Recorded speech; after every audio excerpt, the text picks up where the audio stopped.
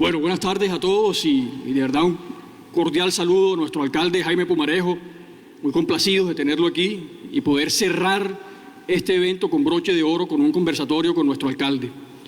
De tal manera que podamos hacer aquí una especie de resumen de algunos aspectos que hemos visto a lo largo de estos 3 días y que el alcalde nos vaya comentando su visión, las apuestas que tienen hacia el futuro y todos esos temas que viene trabajando la alcaldía de Barranquilla con tanto esfuerzo y esmero y que definitivamente nos van a generar una transformación productiva, social, económica, cultural en nuestro distrito que se va a volver a extender al área metropolitana. Alcalde, tuvimos el primer día dedicado al sector minero energético.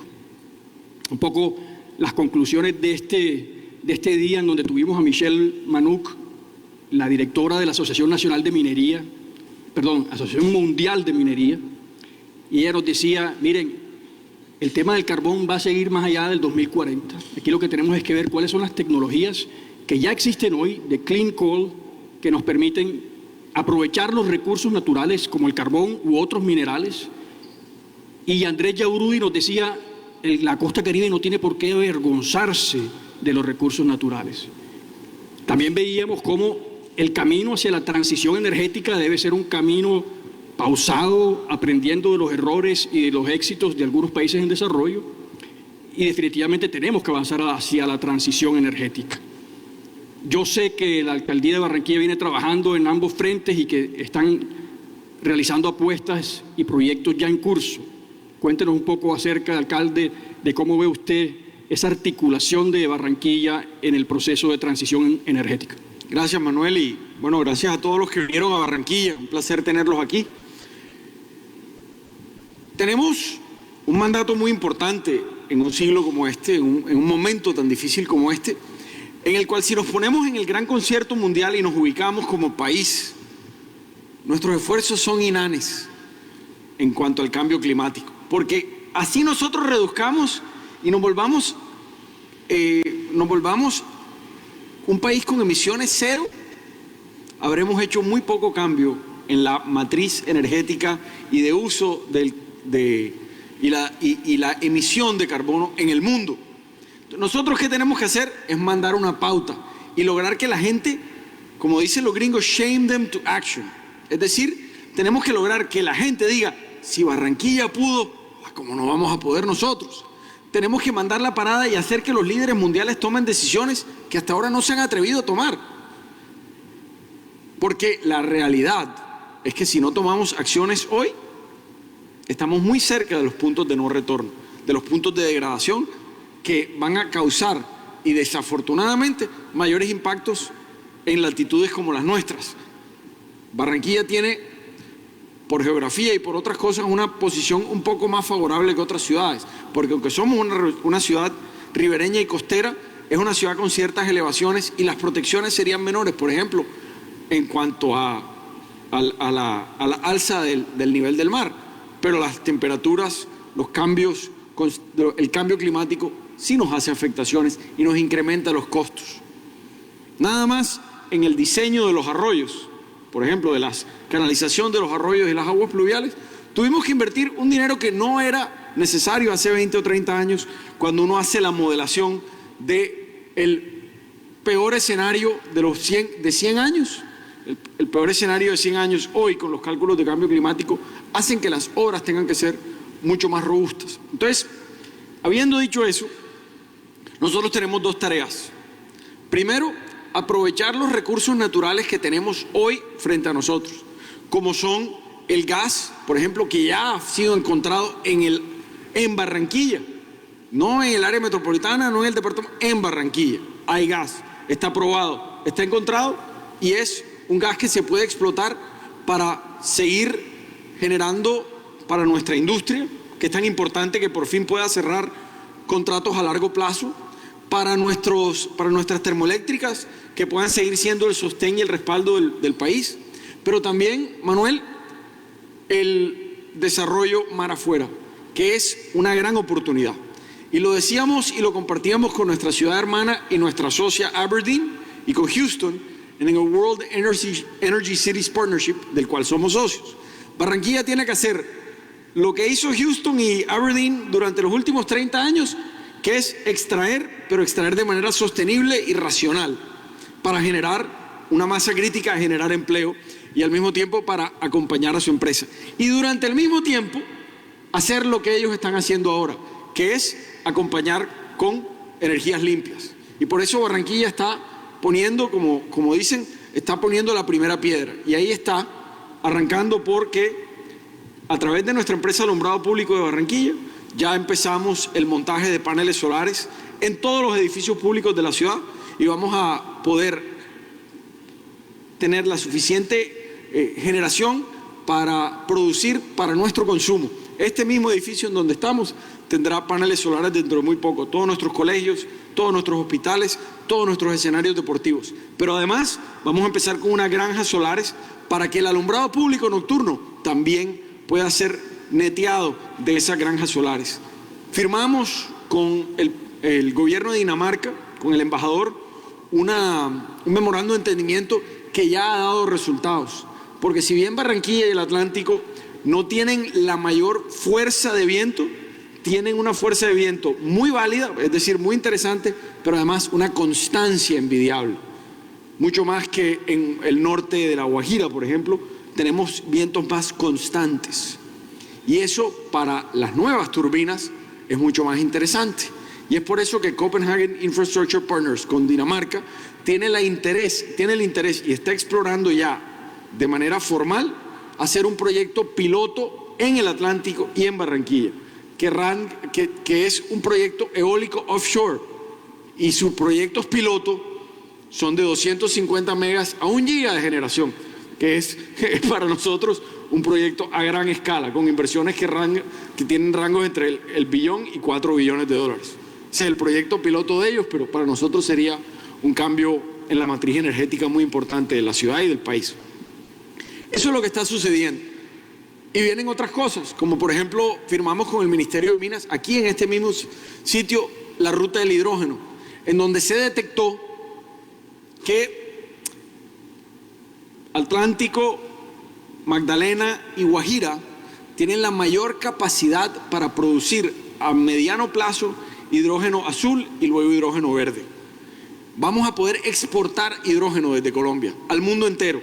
Va a ser una gran industria y Barranquilla va a poder ser ese puerto que exporte hidrógeno verde al mundo. Así como hoy el commodity más preciado podría ser el petróleo, mañana va a ser el hidrógeno. Y ese hidrógeno lo vamos a poder exportar y producir en Colombia, en el norte del Caribe colombiano, a precios competitivos con el mundo.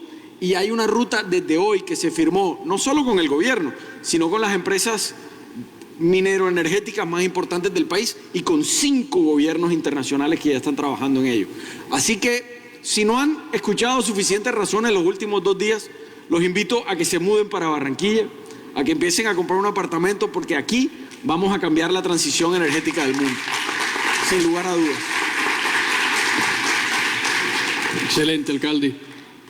Otra sesión en la que estuvimos discutiendo con el profesor Ricardo Hausmann de Harvard, con Sergio Clavijo, vimos la experiencia de Corea del Sur y llegamos a un punto común, que es la importancia de las exportaciones, de tener la mirada puesta en el comercio internacional. Si queremos de verdad superar la inercia en el crecimiento económico que ha tenido el departamento frente al promedio nacional y al resto del mundo, tenemos que ser más ambiciosos en materia de comercio internacional. En ese sentido, claramente Barranquilla está posicionada de una forma estratégica en Latinoamérica y en Colombia, y sabemos de los esfuerzos que vienen haciendo usted, Ricardo Plata, en la Secretaría de Desarrollo Económico y además todo el equipo. Cuéntenos un poco acerca de cómo aprovechamos el nearshoring y todas las oportunidades que inclusive se están desprendiendo de todo lo que estamos viendo en el mundo actualmente. Manuel, y yo creo que esa es la gran falencia colombiana, es las exportaciones. Barranquilla tiene una virtud y es que la mayoría de sus exportaciones son de valor agregado, sí es cierto, pero son muy pocas todavía. Colombia exporta poco Y ese es el gran reto que tenemos. Y ahí se presentan dos cosas muy interesantes. Primero, la exportación de servicios, que hoy es cada día más factible y que estamos viendo que orgánicamente y con alguna ayuda están llegando empresas, por ejemplo las BPO, que todos los días están llegando a buscar aquí talento y a implementar sus oficinas o implantar sus oficinas.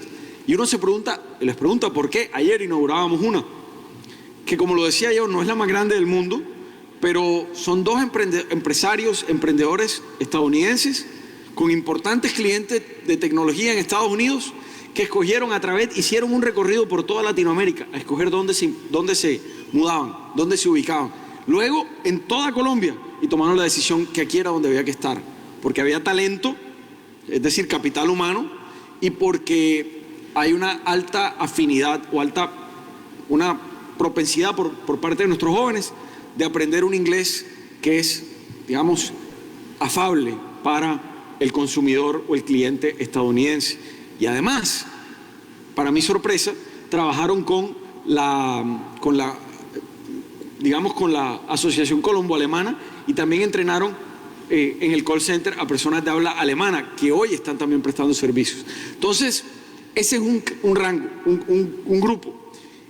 Ese grupo, que además es un grupo de jóvenes, lo vamos a educar con un método acelerado y es dándoles becas para que aprendan inglés rápidamente. Y pretendemos educar a 15.000 jóvenes en los próximos 2 años. Becas completas para llevarnos al nivel B2. Eso es una inversión que va a superar los 30, 40 mil millones de pesos.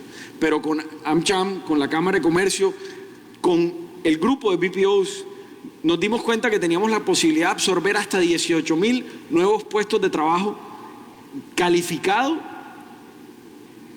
con un nivel de bilingüismo avanzado. Y eso significa que un joven que se gradúa de técnico y que habla inglés se puede estar ganando 2,5 millones de pesos en su primer empleo.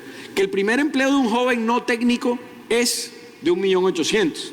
Pero les cuento algo, en Barranquilla todos los jóvenes que se gradúan del colegio son técnicos. Todos se gradúan con doble titulación, 12.000 jóvenes al año. Así que si tiene una carrera relevante al cargo que va a ocupar, va a entrar inclusive con un enganche laboral más ambicioso.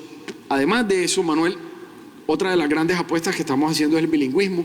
Hoy estábamos relanzando eso. Es una inversión muy importante.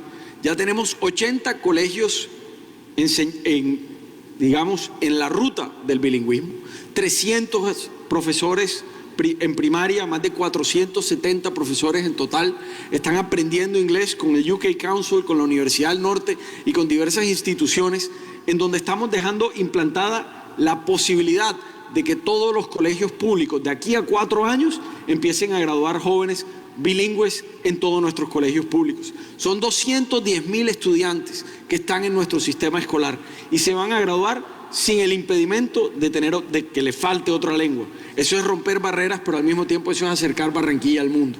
Eso es darle la oportunidad a muchas empresas que llegan a exportar.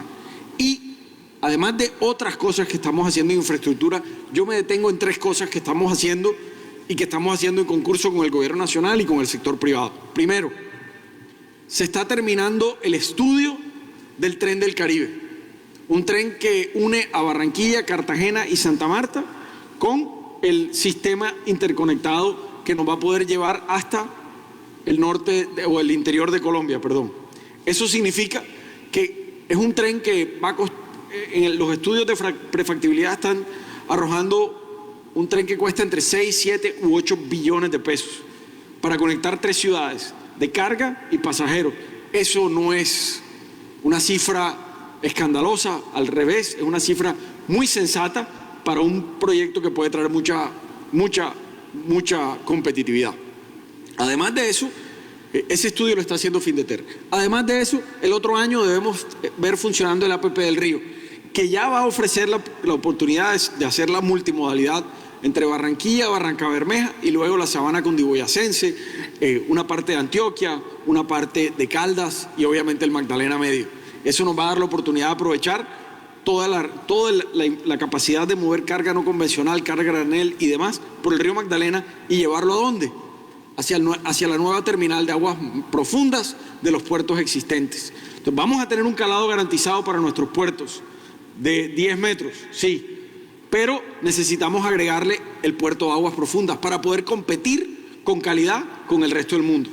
Antes había el sueño de que teníamos que crear una nueva terminal, una terminal que estaba presupuestada entre 800 y 1.2 billones de dólares. Y nunca íbamos a tener el capital para arriesgarlo todo y nadie iba a llegar a meterse en algo donde no había la carga suficiente. Entonces había el cuento del huevo o la gallina. ¿Qué viene primero?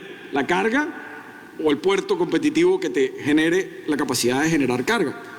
Y hablando con el sector, escuchándonos, hablando, conversando, llegamos a una conclusión. No hay que hacer ese puerto así. Y no tiene que ser competencia de los puertos actuales. Lo que tiene que ser es un complemento.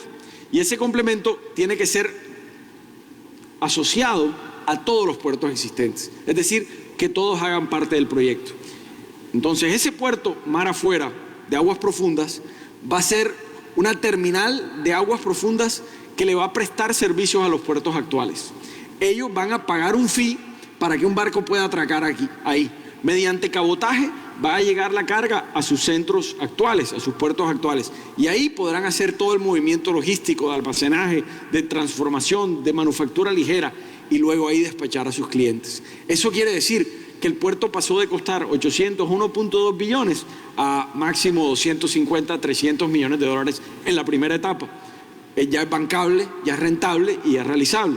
Estamos terminando la primera etapa de diseños con Royal Haskoning, que deben estar listos en marzo, y ya estamos trabajando con el gobierno para ver cómo entre el sector privado, la Alcaldía de Barranquilla, la Gobernación del Atlántico y el Gobierno Nacional hacemos ese puerto una realidad. Entonces, esas son algunas de las cosas que estamos haciendo, pero yo creo, Manuel, que lo más importante es seguir atrayendo empresarios y dándoles las soluciones entre nosotros y diciendo, si hay que entrenarlos así, los entrenamos así.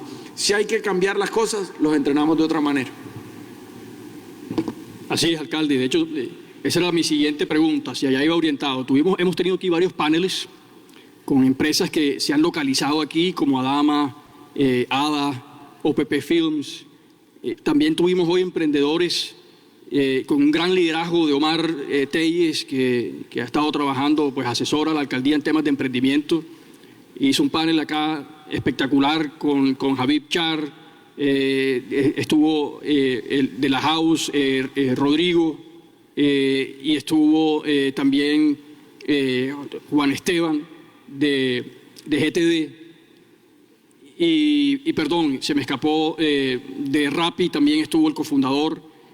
Y estuvimos aquí conversando acerca de cómo atraer inversiones. Y ellos tocaban muchos de los puntos que tú mencionabas, bilingüismo. Tocaban también el tema de tecnología. Habib Char, por ejemplo, hacía énfasis en cómo mejorar los costos de la tecnología para el emprendimiento. Pero además de eso quiero centrarme o hacer énfasis en el tema tecnológico y en ese sentido GTD nos decía, vamos a hacer una inversión en Barranquilla de 20 millones de dólares en un data center. Y aquí estamos, yo creo que de alguna manera también sintonizándonos con el tema de cómo Barranquilla y el Atlántico pueden empezar a hacer apuestas más ambiciosas. Y Omar Telles, con esa gran energía, nos ha venido contagiando, diciéndonos, aquí no tenemos que pensar solamente en un data center, aquí tenemos el potencial de hacer un hyperscale data center. Y todo esto yo creo que está haciendo, digamos, mucho sentido y venimos trabajando articulados de manera muy eficiente entre el sector público y el privado. Pero además de esto que nos llena de energía y de emoción, sabemos que la alcaldía viene trabajando en impulsar el sector de tecnología. ¿Cómo están viendo ustedes la revolución tecnológica y cómo la están impulsando? Yo creo que lo primero ha sido incorporar la tecnología a la alcaldía. Y lo primero que hicimos fue poner un CTO, un jefe de información y de analítica. Y creo que fue una de las cosas fundamentales para ayudarnos a superar la pandemia o a manejarla mejor. Poco se sabe, pero la capacidad de analítica y de inteligencia artificial que logramos desplegar para poder manejar la pandemia es asombroso. todo lo manejábamos a través del manejo de datos. Logramos incorporar diversas bases de datos, aprender, planificar y tener alertas tempranas. Nuestra vacunación, que entre otras, hace muy poco celebrábamos que el 90% de los barranquilleros ya tiene al menos una dosis. La ciudad más avanzada en ese sentido. Pero ¿cómo se logró? Con tecnología. Por ejemplo, cogimos todas las bases de datos de todas las EPS, todas las bases de datos de todas las IPS y logramos hacer una única plataforma de registro de citas en su momento de agendamiento para vacunación y para recordarte que tenía vacunación.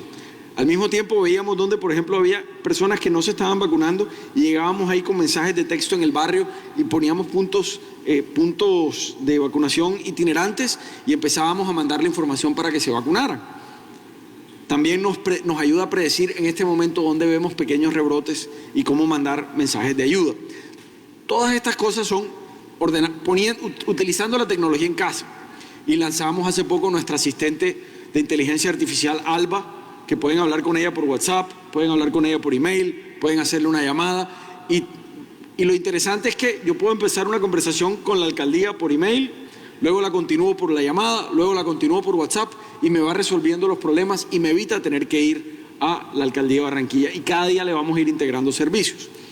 Pero para poder tener la tecnología para generar empleo y de verdad dar saltos cuánticos, que yo creo que ya estamos para eso, tenemos que primero, yo creo que acompañar la materia prima, y ahí es donde tenemos que trabajar para que muchos de estos cursos técnicos y tecnológicos estén enfocados en lo que necesitan los emprendedores y los inversionistas de tecnología. También estamos trabajando a través de alumbrado público y posiblemente, si todo se da, cuando reincorporemos la AAA a que sea una empresa pública mayoritariamente de la ciudad de Barranquilla, para poder desplegar una red amplia neutra con una multinacional que estamos revisando. Y si esto lo logramos hacer, vamos a poder darle una oportunidad a muchos emprendedores en Barranquilla a pegarse directamente a esa red neutra y trabajar de la mano o trabajar a grandes velocidades, con bajas latencias, en un punto fundamental del mundo, porque Barranquilla está, como lo sabemos, en un punto privilegiado en cuanto a interconexión internacional. ¿Qué más nos falta? Creo yo que nos falta ser un poco más ambicioso y escoger 2 o 3 empresas, 2 o 3 industrias o un sector y ofrecerles unos beneficios. Por ejemplo, le he dado el reto al sector de desarrollo económico y algunas voces gremiales. He dicho, terreno tenemos 10 hectáreas de desarrollo inmobiliario prime, donde podemos hacer el data center, pero además podemos hacer bodegas para quien venga y nos ayude a jalonar todo un clúster de crecimiento. Entonces, si logramos jalar lo que llaman que uno capture una ballena, lo traiga, lo ponga a generar empleo, nosotros podemos acompañarlos con unos términos de acompañamiento, no en impuestos, porque en el mundo del juego de los impuestos es suma cero. Siempre alguien ofrecerá menos impuestos que tú y llegará a un punto en que ya no hay más que ofrecer y lo único que te queda es el empleo, sí, pero no tienes impuestos para generar lo que necesitas para que siga creciendo la ciudad. Entonces lo que necesitamos es generar valor agregado. Nosotros le invertimos a formar el capital humano. Si necesitan formación lo hacemos, pero también podemos invertir en generar infraestructura a menor costo para que estas empresas puedan invertir en lo que necesitan y puedan tener por decirlo, un incentivo en oficina, en espacio de procesamiento y ese tipo de cosas. Entonces, al revés, Manuel, te diría que tenemos ese reto y es ver cómo atraemos a 1, 2 o 3 ballenas que luego podríamos decir que atraen un sistema o un ecosistema. Porque como lo hemos hablado con Omar y tantas veces con otros grupos, este sector es un sector muy distinto a los sectores tradicionales. Y se mueve mucho como tribus, como ecosistemas. Entonces, si alguien coge para acá, otros empiezan a ver y a seguir y a preguntarse por qué está allá, por qué Pedro se fue para allá, qué está pasando, y empiezan a preguntar y a dialogar. Es un sistema que, aunque es global, todavía se mueve mucho por la interacción social de los miembros y de las personas que están en ese sistema. ¿Por qué Austin está de moda? Hombre, porque un grupo de personas empezó a ver que Austin era un sitio interesante para hacer cierto tipo de emprendimientos o de servicios tecnológicos. Lo mismo pasó en cierto momento, está pasando todavía incipientemente, pero con mucha fuerza en Miami. Lo mismo empezó a pasar en Europa del Este, y nosotros también podemos hacer parte de ese ecosistema, pero diría algo muy importante, con cosecha propia. Como Habib, hay muchas personas y muchas empresas que pueden crecer y generar empleo y generar riqueza, porque Latinoamérica todavía es el lejano oeste de la tecnología. Hay muchas cosas por hacer, con muy poca inversión, pero con mucha innovación. Tenemos que darle las herramientas a ellos y tenemos que verlos como los grandes jalonadores de empleo. Ese yo creo que es el cambio de paradigma. Claro que sí, alcalde. Y de hecho, esa visión tiene mucho que ver con un artículo de Reda Sherif, que estuvo con nosotros, que estudia qué pasó con los países asiáticos y qué pasó con los países latinoamericanos, y cómo la visión y la disciplina, entre otras cosas, los llevaron a una transformación. Y me parece que el caso de Singapur es muy interesante, porque Singapur en 1960 empieza a hacer unas transformaciones, primero urbanísticas, recupera su río que estaba contaminado ambientalmente, renueva su ciudad y la hace más vital y la hace más atractiva para atraer cerebros y atraer inversión, atraer ballenas. Y yo creo que eso hace sintonía con todo lo que se está haciendo en Barranquilla, la recuperación de la Ciénaga de Mallorquín, la visión que nos mostró hoy Carlos Acosta y Ricardo Vives de esa ciudad futuro que luce sinceramente espectacular, cómo eso se articula con lo que va a hacer la gobernadora en Puerto Colombia con la recuperación del malecón. Y nosotros vemos que Singapur y Corea tienen en común una visión que la materializaron desde el 60 hacia acá, pero una visión también hacia el futuro. Y hoy uno esto con un comentario de Rodrigo Sánchez Ríos, este empresario de México que nos acompaña, y él nos decía, cuando Omar le preguntaba, ¿cómo atraemos más empresas? Y él decía, muestren una visión. Seguramente no alcanzó a ver la presentación de Ricardo y de Carlos Acosta, pero háblenos, alcalde, acerca de ese proyecto de Barranquilla en el futuro, de ese cierre del siglo XXI y qué están haciendo en ese sentido. Una anécdota de Singapur. Yo tuve la fortuna, porque fue una fortuna trabajar allá durante casi un año, en el año 2004, una multinacional para la cual yo trabajaba me trasladó hacia allá desde Estados Unidos. Y cuando yo llegué, me dijeron, tienes que ir al Ministerio del Trabajo a sacar la visa de trabajo, era un carnet. Y uno se imagina el Ministerio del Trabajo como el de aquí, uno dice, Dios, en la ventanilla y pidiendo el numerito y la cosa. Y yo llegué y el Ministerio del Trabajo allá se llama The Ministry of Manpower, el Ministerio del Capital Humano. Ahí ya cambió todo, porque ese no es el ministerio para poner la queja laboral, sino el Ministerio para el Desarrollo Humano, porque allá importan hasta el agua cruda la compran en Malasia. Con eso te digo todo. No tienen recursos minerales y naturales, pero se dieron cuenta que tenían gente. Pero esa gente no es más inteligente que nosotros, simplemente que ha sabido desarrollar lo que tiene. Hace 10 años decían que los colegios públicos de Barranquilla, los estudiantes eran los peores estudiantes de Colombia. Hoy tenemos el mejor sistema educativo del país, con 10 de los 100 mejores colegios en Colombia, en Barranquilla. O sea que sí hay materia prima. ¿Qué necesitamos? Una visión.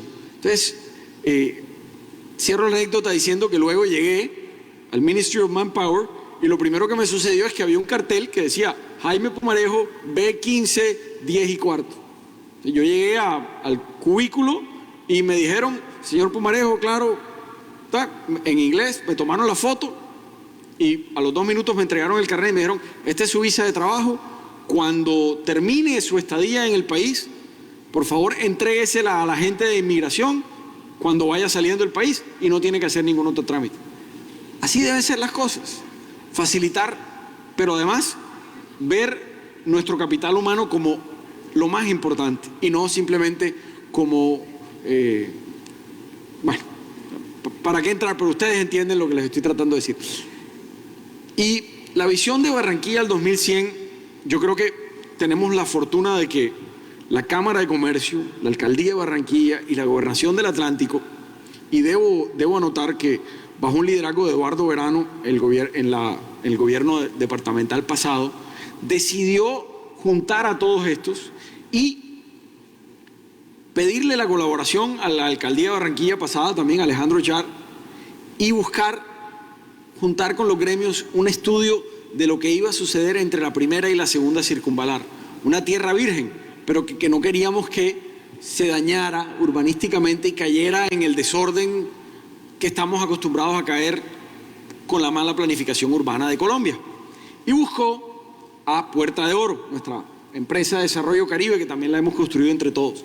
Y esta empresa trajo consigo a Björk Ingels Group, que creo que está entre los 3, 4 desarrolladores urbanos y diseñadores más importantes del mundo en este momento, una firma danesa. Consigo trajo a la Universidad de Nueva York, a Sistemática, que es una de las firmas de diseño y movilidad más importantes también del mundo, y se juntó con la Universidad del Norte y con otros líderes locales. Y diseñaron la visión de la Barranquilla Metropolitana 2100. Y es una visión a largo plazo, ordenada, que busca crear una ciudad atractiva, equitativa, y le agregamos otro componente muy importante, que es la biodiversidad, que utilice su entorno para ser más agradable, que tenga ecoparques y al mismo tiempo genere un norte en cuanto a calidad de vida y atracción de inversión. A eso le sumamos este año que no solo nos quedamos en el área metropolitana, sino que acabamos de hacer el estudio para que Björk Ingels también nos haga la revisión de la visión de la Barranquilla ya urbana y densificada y cómo podemos empezar a mejorar esa parte de la ciudad. Entonces, antes de que acabe el año, vamos a tener en conjunto, no un proyecto de la alcaldía, sino un proyecto de la ciudad que va a contar con la participación de la mayoría de los estamentos sociales y gremiales y académicos de la ciudad, en donde tendrán input y luego discutiremos ese documento. Cuando ese documento lo entreguen, tenemos que salir a apropiarnos de él, porque ese documento tiene que traspasar esta alcaldía, la que viene, la que viene y la que viene. Y no solo la alcaldía de Barranquilla, sino la de las otras 4 ciudades metropolitanas, la de la gobernación del Atlántico, y tiene que volverse una política pública y una visión a largo plazo. Una ciudad diseñada por los mejores, con una participación colectiva y hasta el año 2100. Esa es la joya de la corona nuestra. Muchas de las cosas que están ahí señaladas ya las estamos construyendo, pero otras las dejaremos sentadas para que las construyan otros. Otras empezarán en otro año o en el otro cuatrenio, pero lo más importante es que sea quien sea el que venga, tengamos todos una herramienta para decir, oye, ven acá, te estás desviando de nuestra misión estratégica, de nuestra visión de ciudad.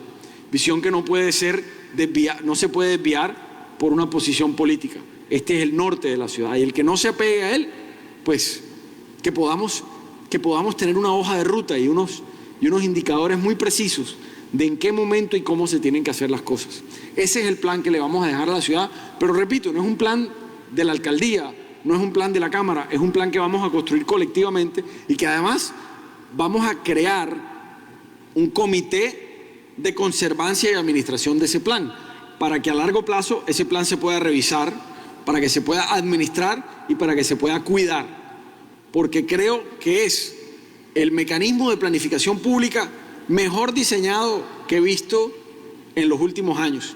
Y les cuento otra cosa, es una apuesta para demostrar que una ciudad como Barranquilla, en un país como Colombia, puede competir de tú a tú con grandes urbes del mundo y que puede hacer la diferencia. Y como lo dijimos en el BID, es cambiar un poco el paradigma y ya dejar de hablar del sueño norteamericano y empezar a hablar del sueño suramericano. Y ese sueño suramericano va a ocurrir aquí en Barranquilla. Lo que pasa es que a veces no nos las creemos porque estamos aquí todo el día y no nos damos cuenta que si bien tenemos muchas dificultades, hay demasiadas cosas pasando aquí y tiene que venir una persona de afuera a decírnoslo a nosotros. Remato con esto.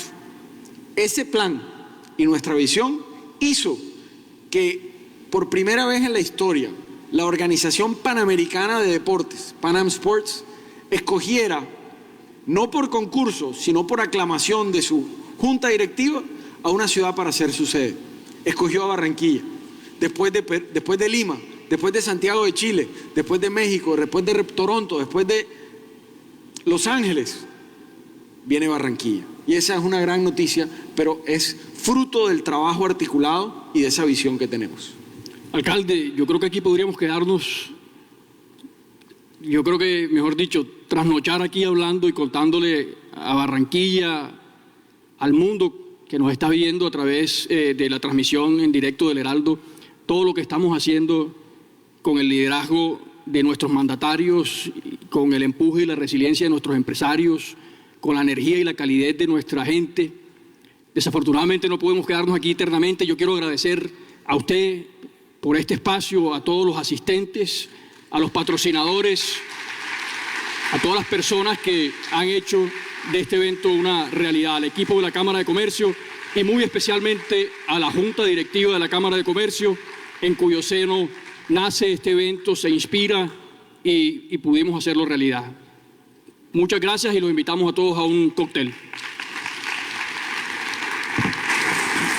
Muchísimas gracias, señor Fernández. Alcalde, gracias por estar con nosotros en la clausura de Caribe Biz Forum 2021.